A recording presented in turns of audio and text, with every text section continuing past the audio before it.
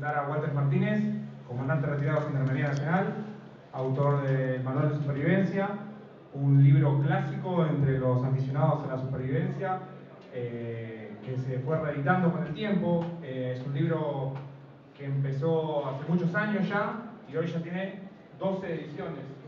12 ediciones que aumentaron su cantidad de páginas porque bueno, se fue actualizando la información y los conocimientos, y hay que reconocer que es el único manual que está centrado en la geografía que nosotros vivimos, que es Sudamérica, Argentina concretamente. Los otros manuales que nos han llegado de Estados Unidos o de Europa se centran en la supervivencia en las zonas donde nosotros no vivimos. Y en cambio este manual se centra en donde nosotros nos encontramos, en Sudamérica, en nuestra geografía. Les llamo, bueno, muchas gracias por asistir a la misma. Los dejo acá con Walter. Bueno, buenas tardes, un gusto para mí estar acá con ustedes. Bien, me han pedido que sea muy breve, pero de todas maneras voy a tratar de robar algunos minutos porque el tema es apasionante, creo que le va a gustar a todos. Primero de todo voy a definir qué quiere decir supervivencia, porque es una palabra que recién ahora está de moda y a veces se emplea mal. Supervivencia significa encontrarse en el límite de toda resistencia física y psíquica normal y sobrevivir a esa circunstancia empleando un mínimo de medios y sin estar acostumbrado a ello. ¿Por qué digo sin estar acostumbrado? Y porque, de acuerdo a esta definición, los aborígenes del Amazonas estarían haciendo supervivencia, pero no es así, porque es el medio natural de vida de ellos de hace siglos. Pero nosotros no. Y un ejemplo clarito es el avión de Uruguay donde cayeron unos muchachos hace unos años en la cordillera. Es un caso muy conocido, incluso hay películas. Eso sí es supervivencia, porque imprevistamente se encontraron en el límite de toda resistencia física y psíquica normal, sobrevivieron en un medio ambiente agreste con temperaturas de 16 grados bajo cero, 75 días. Es un verdadero milagro. Bien, eso es supervivencia. Gracias a Gendarmería yo estuve en lugares de frontera que son bastante agrestes. Uno de ellos es, estuve en Fortín Lugones, en la provincia de Formosa, bien en el límite con Paraguay. Para llegar ahí, en esos días no había camino, había que llegar a caballo o vehículo de doble tracción. Y era una aldea de 6 ranchitos de paja y barro. No había agua corriente, no había luz eléctrica. Esos son los lugares donde Gendarmería está cuidando la frontera. Y tampoco había agua, creo que ya lo dije. Gendarmería era privilegiada porque tenía aljibes, donde recibíamos agua de lluvia, que es agua pura, que se puede beber. Y también compartíamos con los vecinos esa agua. A mí me intrigaba mucho, yo soy de Buenos Aires, me intrigaba mucho cómo la gente podía sobrevivir, cómo podía conservar los alimentos si no había electricidad, no había heladera, cómo se defendían y cómo se protegían de las alimañas. Bueno, eso me llevó a mí a hacer un pequeño apunte, viendo cómo la gente se las arreglaba para eso, y se las arreglaba muy bien. Después que Gendarmería me trasladó a la Patagonia, y ahí estuve en la cordillera de los Andes, tuve mucho más tiempo, y la agresividad de la naturaleza ahí es completamente distinta a la del norte. Ahí había enormes distancias para recorrer, y la agresividad del invierno es tremendo. Si uno no está acostumbrado, si uno no sabe. Les voy a contar un solo caso porque tendría que hablar mucho. Una vez vino un Unimog al lugar donde yo estaba, un Unimog de Gendarmería. El conductor quería pasar la noche. El conductor era muy hábil. La Gendarmería tiene muy buenos conductores, muy buenos choferes. Y como no teníamos anticongelante, se le sacó el líquido de agua del radiador y después del bloque del motor y sacó la batería y la llevó a la cocina, donde hay temperaturas templadas. A la mañana siguiente, para ponerlo en marcha, unas temperaturas muy bajas, le echaron agua caliente al radiador. Son como 15 litros, porque llegaba el bloque también del motor. Después hizo brasas, yo filmé una película de esto, y porque no lo podía creer, hicieron brasas abajo del bloque para calentar el aceite, porque había perdido propiedades el aceite, se había congelado. Y por último colocó la batería, y ahí arrancó. Para que aquellos que no saben, los colectivos de larga distancia, que a veces hacen noche, me acuerdo del Bolsón, el conductor dejaba toda la noche el colectivo en marcha, regulando, despacito, lo cerraba muchas veces y iba. A la mañana siguiente no tenía ningún problema. Bueno, esos son los lugares donde yo estuve. Y terminé de hacer los apuntes. Una vez que los terminé de hacer, me presenté acá a Buenos Aires a una editorial. Estoy hablando del año 1975. Eso para que nos ubiquemos en cómo ha evolucionado la materia. El editor que me recibió me preguntó si eso quería significar volver de la muerte. Ya no tenía la más mínima idea de lo que era supervivencia, pero nadie sabía lo que era supervivencia. Los únicos que practicaban y enseñaban supervivencia en la década del 70, 80, eran las Fuerzas Armadas, porque venían conocimientos frescos de Estados Unidos. ¿Cómo fue que se originó esta materia?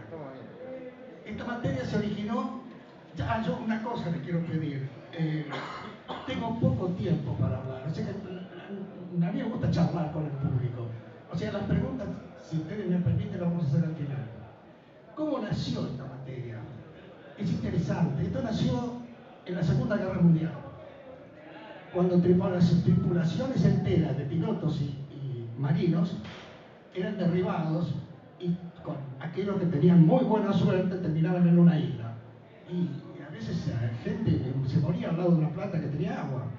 No sabían, entonces se les empezó a enseñar. El caso más famoso de supervivencia es el del malogrado presidente Kennedy, que al mando comandaba una lancha torpedera, la P-101, en una noche fue atropellado por un destructor japonés, lo partió al medio, y él con toda la tripulación tuvo suerte y fue a una isla. Y ahí los nativos lo ayudaron. Ese es el primer caso y de ahí se empezó a estudiar.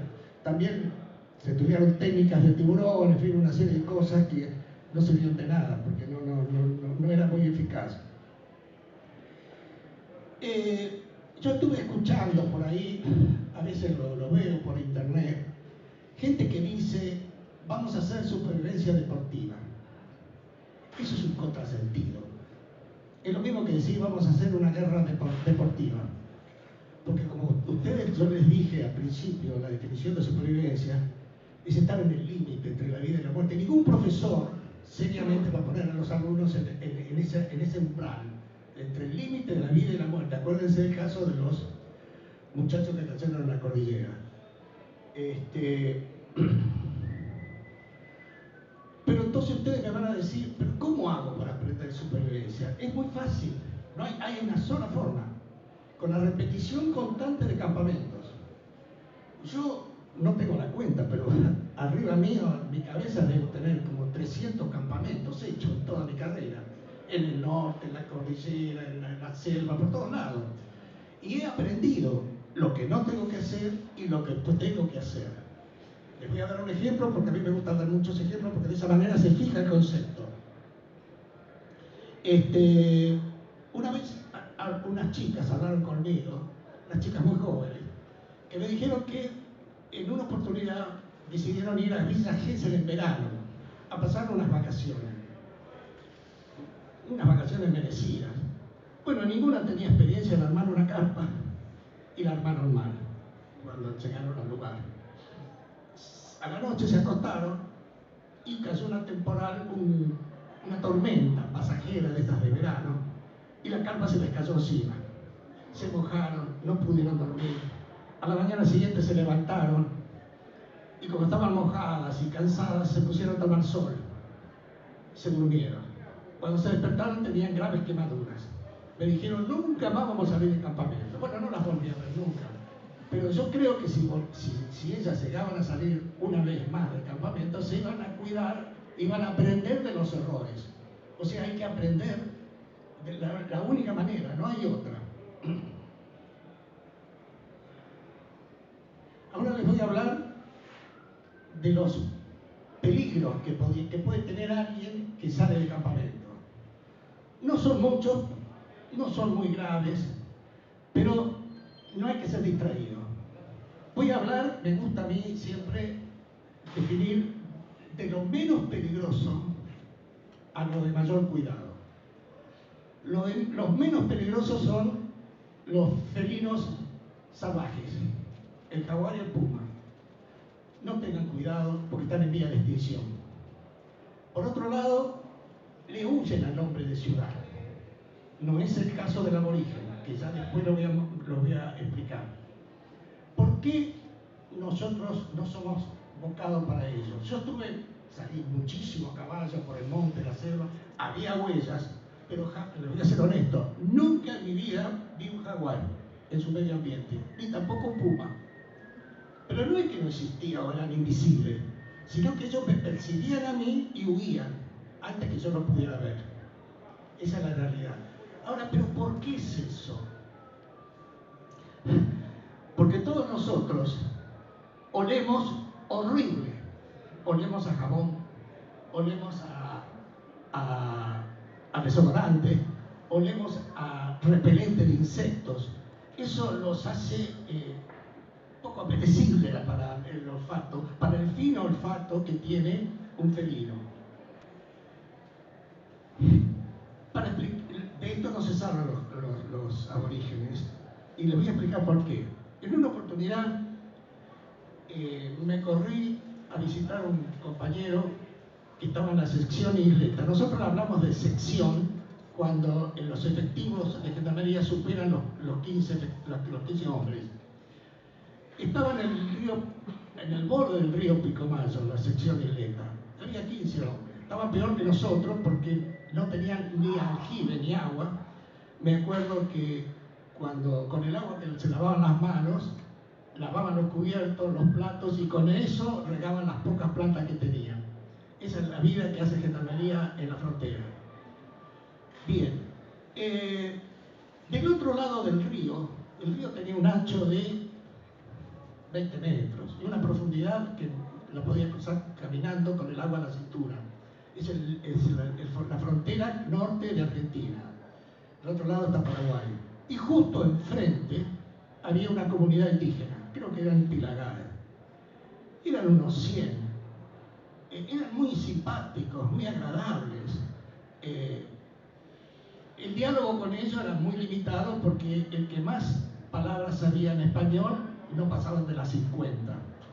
Pero igual se entendían con nosotros, y la diversión máxima que tenían ellos era cruzar el río y jugar un partido de fútbol con los gendarmes. Eso era la gloria para ellos. Y bueno, lo hacíamos. Justamente estaba yo en ese momento. Y vino el cacique. Yo dije, bueno, esta es la mía. Y le empecé a preguntar, esto es lo que voy a decir, no sale en los diarios, que son investigaciones mías. Le pregunté cuál era el peligro mayor que tenían. Y me miró serio y me dijo, el jaguar, el tigre. El tigre para ellos, el jaguar para nosotros. ¿Y por qué? Y porque ellos no tienen rancho, no tienen tonterías. Ellos, como el clima lo favorece y además es cultural, ellos duermen a la intemperie y se cubren con las ramas. Y me dice que a veces viene el tigre, elige a uno de noche, a las 2 o 3 de la mañana, lo caza y se lo lleva al monte entre la desesperación y los gritos de la comunidad. Entonces me puse a pensar por qué era eso. Y es por el régimen alimenticio que ellos tienen. Comen pescado del río, lo ahuman, el cuerpo de ellos queda impregnado en humo, la transpiración es a pescado, y eso es atractivo para el felino. Bueno, termino ahí con ese tipo de peligro que para nosotros no corre. El peligro siguiente son las serpientes. Acá sí me voy a detener. Argentina tiene 3 serpientes que son peligrosas. Tienen venenos poderosísimos que matan si la persona no es atendida de inmediato. También voy a hablar en este caso de las que tienen un índice estadístico menor de accidentes ofídicos. Acá hay una silla, si alguien la quiere usar.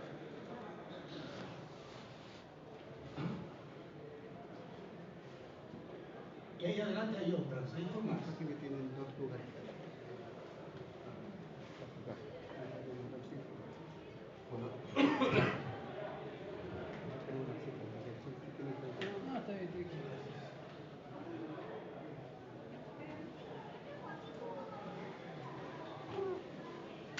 Bien, la que tiene menor índice de accidentes ofídicos es la coral. Es una serpiente, yo no hablo de víbora, víbora es muy genérico, yo hablo de serpientes porque son las portadoras de veneno.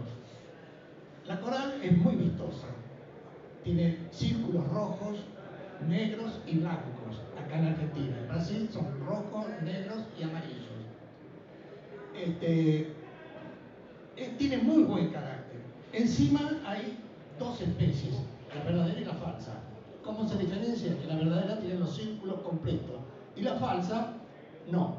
La falsa tiene la parte ventral de un solo color gris y no tiene veneno. ¿Por qué es venenosa y no tiene peligro? Y porque tiene muy buen carácter. Yo conozco un caso que recién al quinto idiota lo mordió. 5 personas vieron la coral, ¡ay, qué lindo! Y se la fueron pasando de mano en mano y al quinto lo mordió. No tiene, yo calculo que en la Argentina puede haber un accidente ofídico de coral cada 2 años, una cosa así, porque tiene muy buen carácter.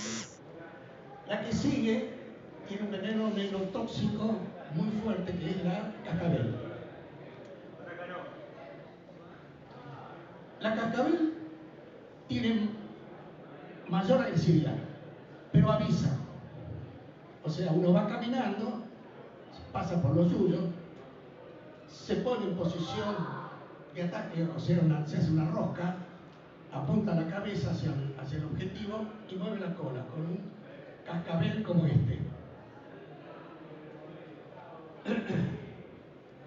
Las personas que conocen el campanillero saben que ahí hay peligro y se alejan. O sea, no hay mucho peligro con la cascabel si uno adopta precaución. La segunda serpiente, que sí es peligrosa porque tiene mal carácter y no avisa, es la yarará, la vulgarmente llamada la yarará. La yarará no avisa, directamente cuando uno pasa por ahí, ataca.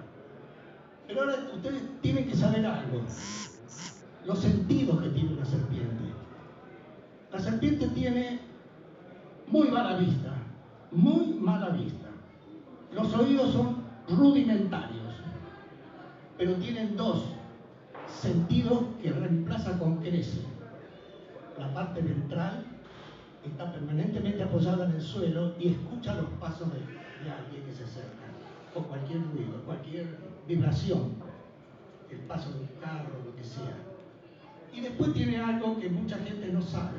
Tiene al costado de la cabeza 2 perforaciones que se llaman fosetas L'Oreal. ¿Qué son las fosetas L'Oreal? Son sensores térmicos. O sea, en plena oscuridad, una serpiente, una yarará o una cascabel puede cazar un ratón sin verlo. Lo percibe el calor del animal y lo va siguiendo hasta que lo caza.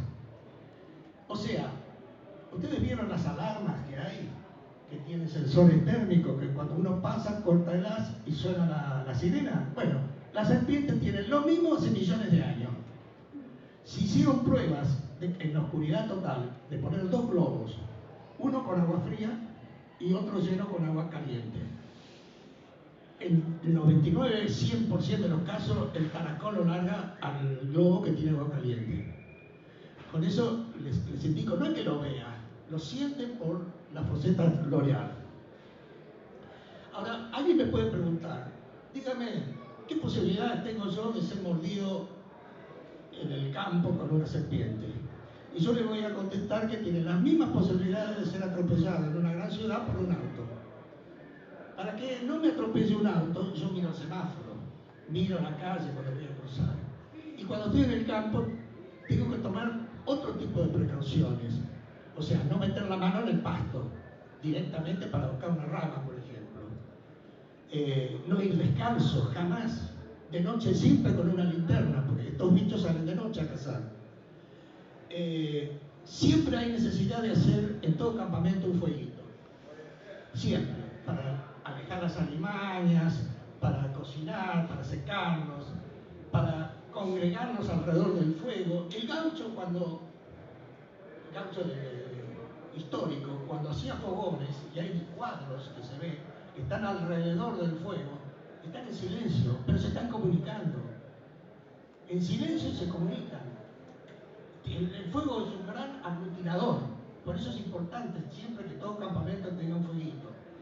Entonces uno agarra y le dice, che, Juancito, anda a buscarme leña, ramas secas. Y va Juancito. Juancito tiene que ir con una vara de no menos de 1,5 metros para ir buscando el terreno. Cuando ve una rama seca entre lo suyo, hurgar alrededor y sacarla al camino. Y una vez que sabe que no hay nada, la puede tomar con la mano. El bastoncito ese, la vara, sirve para defendernos, sirve para medir la profundidad de un arroyo a modo de pérdida. Es muy importante tener una varita siempre. A veces, yo lo que le voy a decir es lo que pasa en el campo, no voy con teorías proteccionistas ni nada por el estilo. La realidad es lo que hace la gente del campo. Cuando ven una serpiente venenosa la matan. No dura 1 minuto. Y tienen razón, porque tienen criaturas, tienen chicos que van a la escuela, que están jugando alrededor del ranchito. Y una mordedura ahí es mortal, porque de acá que encuentren auxilio, no sé, puede pasar un día entero. Entonces la matan. ¿Cuál es la mejor manera de matar una serpiente? Olvídense de las películas, eso del cowboy que saca el revólver, eso para Hollywood. Pero creo que ya no se hacen más películas así, porque la gente ya dejó de ser tonta. La única manera fácil de eliminar una serpiente venenosa es con esa vara. Es fácil, porque no se mueve la serpiente, se enrosca en posición de ataque con la cabeza hacia adelante y con la cola apoyada. Entonces uno fácilmente mide la distancia y golpea la cabeza de la serpiente. El cráneo de una serpiente venenosa es muy débil, es como de un pajarito.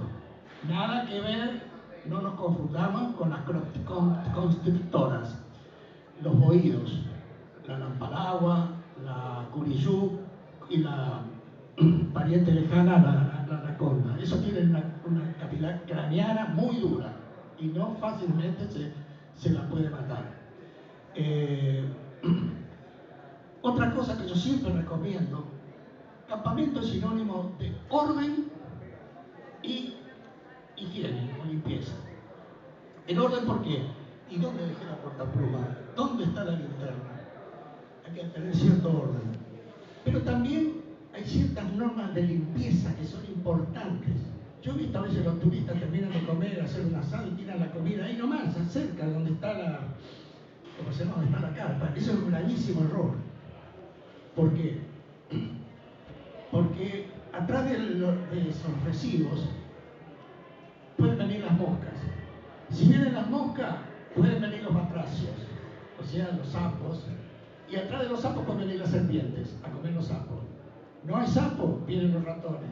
Atrás de los ratones viene la serpiente, por culpa nuestra. Entonces, ustedes por ahí se levantan a las 3 de la mañana, y que es la hora que salen los bichos estos, y encuentran una llagarada al lado de la puerta de la entrada de la carpa. ¿Qué hay que hacer? Es muy simple, yo siempre lo aconsejo. Hacer un pequeño pozo cerca y otro mucho más grande, a 25 metros, a modo de retrete. Pero el que está acá cerca, después de comer, que yo tiro todos los residuos, lo tapo ¿con qué? Con la ceniza del fogón. Entonces las cenizas absorben, eliminan los olores y no viene ningún bicho. Voy a tocar el tercer tema, que es el que yo considero que es el más peligroso. hablé de los ¿cómo se llama? De los felinos, hablé de las serpientes. Hablando de serpientes, hay una que tiene un aspecto muy feo y produce temor. Me estoy refiriendo a la musurana, que debe tener 1 metro algo, que tiene color negro brillante y produce miedo, pero no hay que matarla jamás. ¿Por qué? Porque es útil, se alimenta de serpientes venenosas, que en la refriega, en la lucha, cuando es mordida, no le hace efecto, es inmune al veneno, y se alimenta de serpientes venenosas. Por eso, y además no ataca al hombre, no le interesamos. Le interesan serpientes venenosas, por lo cual es muy útil. Recuerden, una serpiente negra, totalmente negra, no hay que hacerle daño. La naturaleza tiene un código de colores. Los colores que se refieren a animales o a insectos, los que tienen el color rojo, el color negro y el color amarillo, significa peligro. Las abejas, el jaguar, el San Jorge. El San Jorge está en el norte, es una avispa de este tamaño, esta longitud. Se caracteriza porque vuela lentamente con las patas colgando, buscando arañas, porque se produce un combate feroz que siempre gana el San Jorge, le coloca el aguijón, muere la araña y ahí le coloca los huevos para que cuando germine se alimenten del cuerpo de la araña. Pero es como si a uno de nosotros lo pusieran con un hierro candente. Bueno, los colores rojos, la coral, rojo, negro y amarillo en el caso de Brasil, le están dando todos los colores. Es la naturaleza la que pone los colores. Las arañas que son negras, el tiburón que es negro. Pero se aplica en un 90-95% de los casos, porque el canario es amarillo y no es peligroso. Pero es muy útil esta regla, este código de colores. Me voy a referir al tercer peligro, que para mí es el más importante, son los insectos. Los insectos y las arañas. A medida que estas especies se van acercando al Ecuador, aumentan en agresividad. O sea, no es lo mismo una araña pollito de la provincia de Buenos Aires que una araña pollito, no sé si es esa misma especie, que esté en Brasil. Aumenta en agresividad y aumenta en veneno. Todos los bichos aumentan en agresividad a medida que nos acercamos al Ecuador. En algunos lugares, no todos, pero puede ser Misiones o Salta, se calcula que puede haber por hectárea 10.000 arañas, chiquititas, grandes, de todos los tamaños. O sea, hay que tener cuidado con esas cosas porque generalmente uno duerme en el suelo. Y estos insectos, los mosquitos, no voy a hablar del dengue, están las 24 horas del día, los 365 días del año. Y son de temer. Mire, hay un caso que me pasó a mí en Formosa. Tenía un Zulky yo que lo había cargado, porque no tenía vehículo de la combustión, a motor. Tenía un Zulky que lo había cargado con bolsas de harina y otros efectos que lo tenía que llevar a otro puesto de gendarmería. Iba con el Zulky y enfrente veo que viene una nube de mosquitos. Les aclaro que las nubes de mosquitos, ¿no?, en el norte pueden tener la altura de un edificio de 4 pisos y avanzan como una tromba zigzagueando. Bueno, se nos venía encima por el camino. Había como 30-35 grados de calor y yo me tapé con una manta por la calor y dejé un espacio para ver.